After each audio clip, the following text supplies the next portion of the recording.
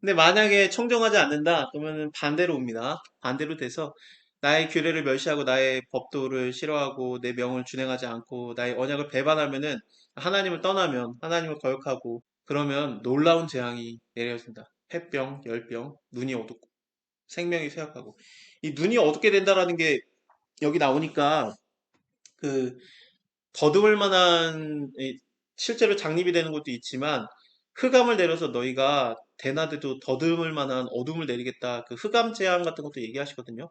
예수님 십자가 졌을 때 이 흑암 재앙이 일어나니까 이거는 예수님에게 하나님이 어떻게 대항하신 거냐면은 계명을 준행하지 않는 벌을 내린 거예요. 예수님은 계명을 다 준행하셨지만 예수님이 모든 인류를 대속하시기 때문에 인간들이 하나님 말씀을 떠났다라고 본 거거든요. 하나님께서는. 그래서 그 어두워지는 그 재앙이 일어났던 거고 예수님께서는 당연히 나의 하나님 어찌하여 나를 버리시나이까라고 바로 외치셨던 겁니다. 생명이 쇠약하게 될 것이다. 너희의 파종은 헛되리니 그것을 대적이 먹을 것이다. 내가 너희를 치리니 너희가 너희의 대적에게 패할 것이고 너희를 미워하는 자가 너희를 다스리며 너희를 쫓는 자가 없어도 도망하리라. 청정치 않으면은 그 죄로 인해서 이거 갖다 안 되겠다. 그래서 벌을 7배나 더 내리겠다.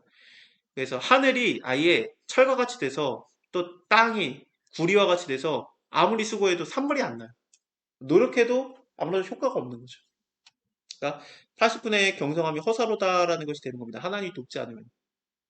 이 전에는 하나님 말씀 쫓으면은 농사를 지면은 그게 됐는데 하나님 말씀을 순종치 않고 하나님을 떠나면은 하나님과의 관계가 끊어지면은 아무리 노력해도 하나님이 동역을 안 해줘. 그래도 안 한다? 그러면은 7배 더 하자라는 거죠. 그래서 들짐승들 아까도 말씀드린 것처럼 들짐승은 하나님이 만드신 물질들을 얘기하고 그러는데 이 물질들이 너희의 자녀를 움키고 너희의 육축을 멸하고 너희의 수를 줄일 것이다. 너희 도로가 황폐하리라. 이런 일을 당해도 나에게 돌아오지 않는다. 나에게 가까이 하지 않는다. 그리고 나를 대항한다. 그러면은 거기에 7배를 더해야 되겠다. 그래서 칼로 치겠다라는 거죠. 여기서 칼로 치는 거랑 그 다음에 전염병을 보내겠다고 하는데 이 전염병은 어, 하나님의 칼입니다. 여호와의 칼은 전염병이에요. 그래서 다윗이 인구조사를 했을 때 천사가 들고 있던 게 여호와의 칼인데 그 여호와의 칼로 갖다 7만 명 죽일 때 전염병이 돌았거든요. 그러니까 전염병이라고 하는 것은 여호와의 칼입니다. 그러니까 너네가 진짜 칼로 죽든지 아니면 하나님의 칼로 죽든지 어쨌든 죽는다. 그리고 먹어도 배부르지 아니하고. 그래도 나의 말을 청종치 않는다. 그러면 그 전까지는 화덕에서 너희가 떡을 구워가지고 저울에 달아가지고 먹어도 배부르지 않는다였는데 이 열 여인이 한 화덕에서 굶는다니까 여인들이 한 화덕에서 구울 만큼 먹을 게 굉장히 부족해진다는 거예요. 근데 그래도 떡이에요. 그러니까 빵으로 너희가 먹을 것이다 하지만 그래도 나의 말을 청종치 않는다. 그러면은 7배나 벌을 더해서 이제는 빵이 아니라 너희 아들의 고기와 딸의 고기를 먹을 것이다. 이 일이 일어나죠. 열왕기 하에서 일어납니다. 6장에서. 아람 왕 베나닷이 군대를 몰아갖고 와가지고 사마리아를 에워싼 적이 있습니다. 그때 이 벤 하닷이라고 하는 게 하닷의 아들이라는 뜻인데 이 베나닷 엘리사 때거든요. 엘리사 때 엘리야가 하나님 믿다가 그 갈멜산 전투에서 이긴 다음에 하나님께서 이기게 하셨기 때문에 엘리야가 도망가잖아요. 그쵸. 이세벨이 잡으려고 해가지고 이제 도망을 가는데 그때 도망가가지고 정말 반대까지 도망을 간 다음에 요나처럼 도망을 간 거죠, 완전히. 그러고 나서 거기에 동굴에 숨어 있으니까 하나님이 지진 터지게 하고 막 불 지나가고 그러고 이제 엘리야한테 왜 너 왜 여기 있냐? 그러면서 이제 내가 하나님 믿는데 나 혼자 하나님 믿으니까 다 죽이려고 하고 하나님도 날 안 보호할 것 같고 아니 뭐 나 여기 숨어 있어야 되겠다 그러니까 하나님이 네가 너무 힘들구나. 그러면은 내가 너 도와줄 사람 3명을 얘기해 줄 테니까 걔들한테 가서 그리스도를 만들어라. 기름 부어라. 그래서 한 명이 누구였냐면은 너를 대신할 자였어요.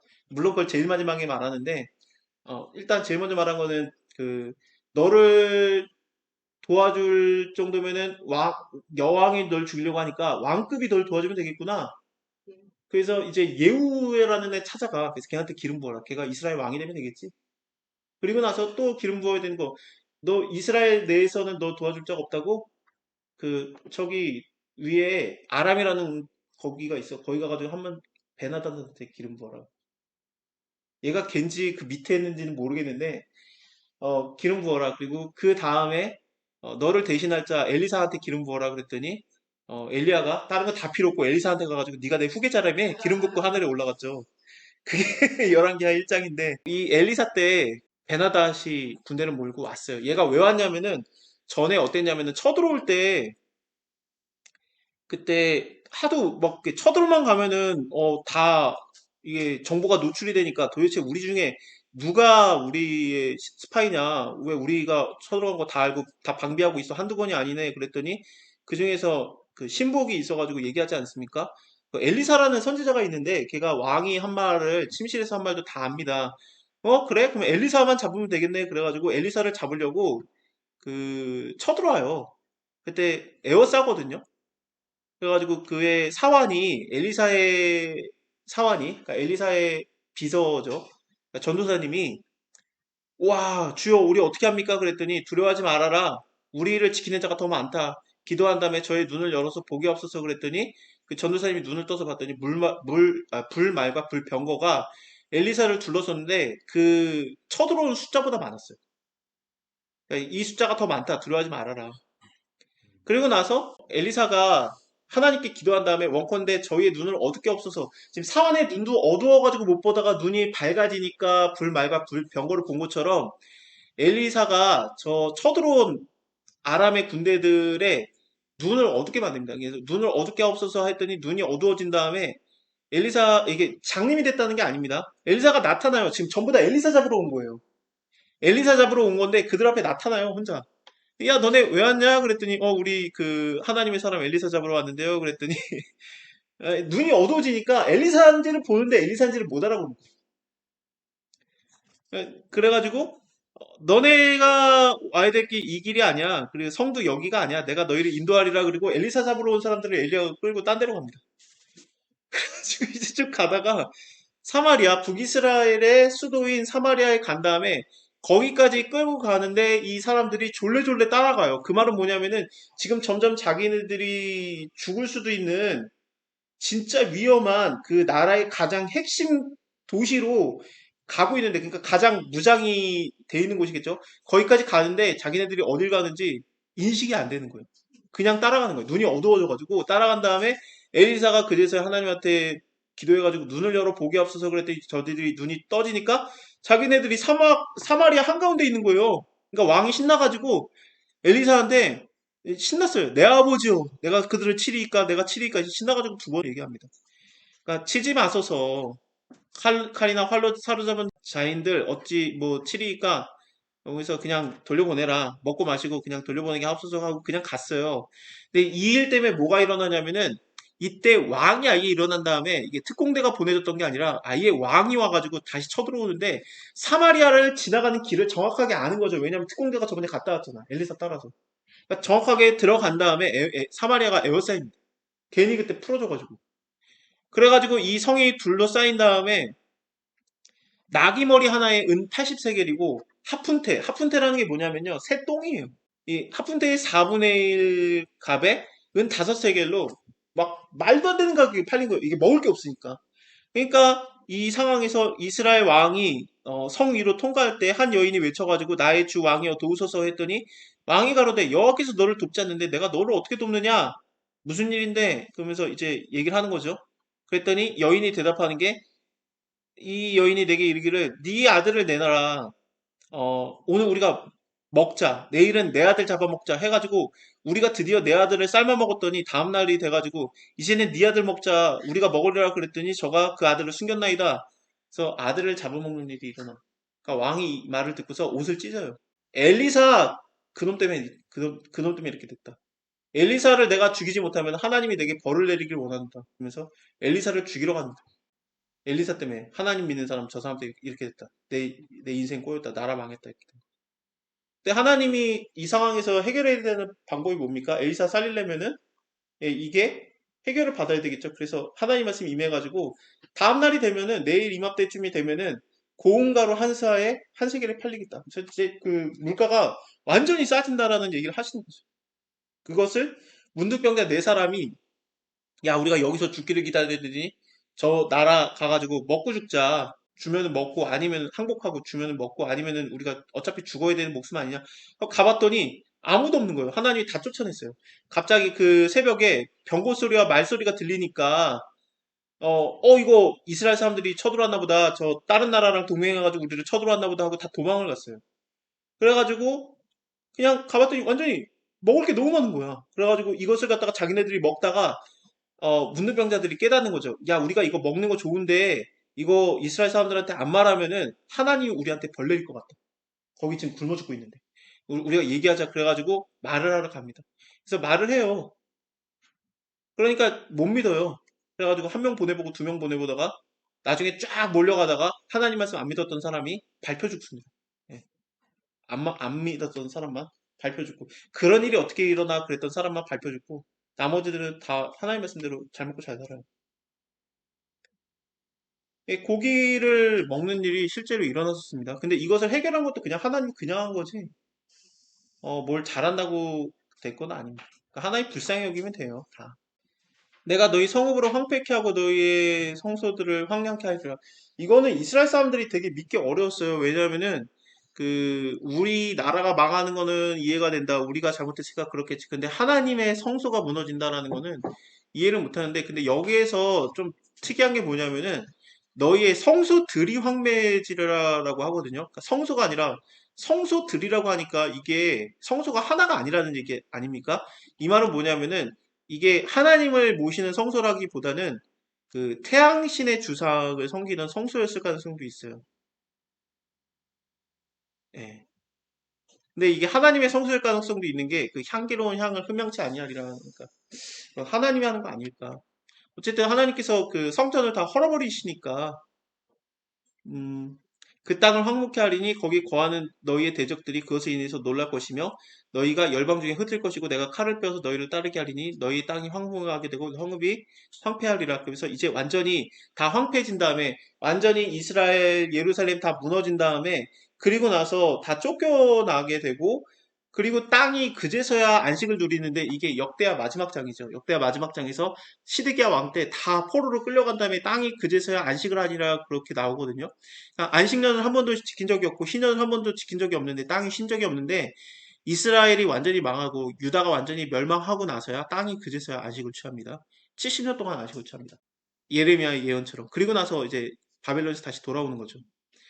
이거를 보면은 아까 호세아서의 말씀이 이거예요. 그러니까 그때 다 이스라엘 자손이 많은 날 동안에 왕도 없고 군도 없고 제사도 없고 주상도 없고 에봇도 없고 드럼도 없이 지내다가 완전히 다 없어진 다음에 하나님이 그들을 다시 부른다는 얘기예요. 저희가 돌아와서 바벨론에서 포로에서 귀환을 한 다음에 그 왕 다윗을 구한다. 예수님 메시아 오시옵소서 구하게 되고 말일에는 경외함으로 여호와께로 와서 그 은총으로 나아가리라. 그러니까 예수님을 만난다는 얘기.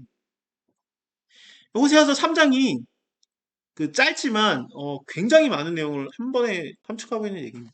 남는 자들도 있어요. 너희가 남는 자들에게는 그 대적의 땅에서 내가 그들의 마음으로 약하게 하리니 바람에 불린 잎사귀 소리에게도 놀라서 도망가고 칼을 피해서 도망가듯이 살 것이고 쫓는 자가 없어도 엎드러지고 그 쫓는 자가 없어도 칼에 있음같이 서로 천답하여 넘어지리니 천답하여 넘어진다라는 게 이게 밟혀 넘어진다라는 뜻이거든요. 아까 말씀드린 것처럼 열왕기 하에서 하나님 말씀을 듣지 않았던 사람들에게 백성들에게 밟혀서 죽었어요.